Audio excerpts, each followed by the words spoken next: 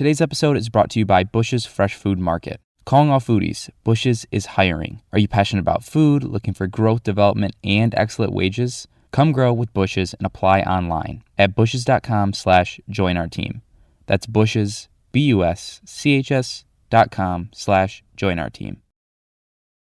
From the Detroit Free Press, I'm Emma Stein with today's Free Press Voice Briefing. It's Monday, March 14th, 2022. Who died of COVID-19 in Michigan during the first 2 years of the pandemic was heavily influenced by demographics like age, education level, their county, vaccination rates, and who got their vote in the 2020 presidential election.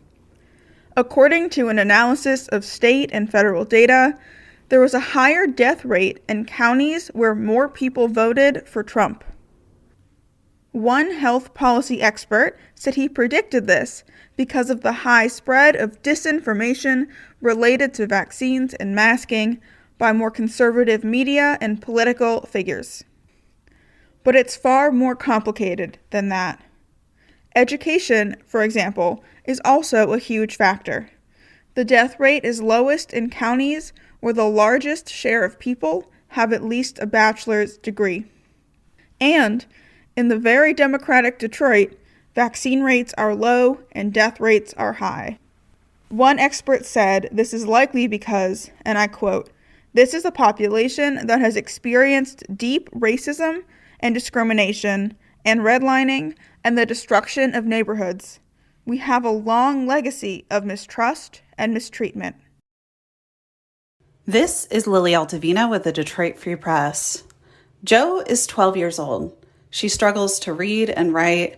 She struggles to add and subtract with 2-digit numbers.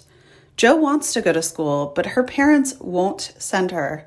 And while they've told CPS agents and others that they're homeschooling her, her family members and friends say they're not.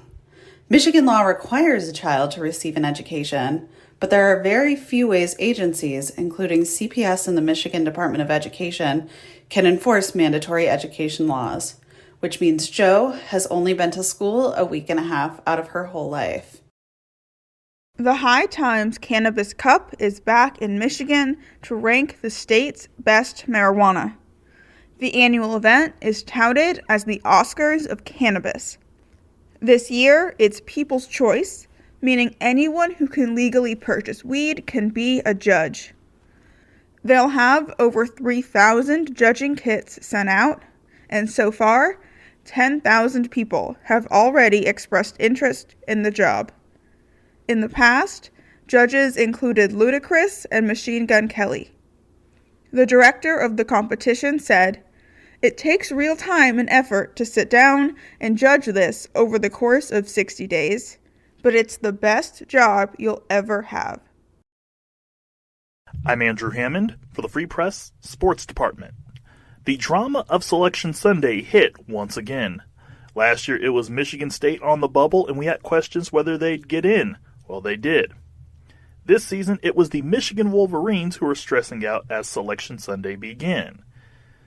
The Wolverines are officially in the tournament as the 11th seed in the South region.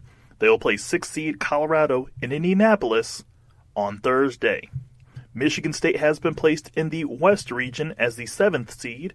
They will play Davidson, the 10th seed, on Friday in Greenville, South Carolina.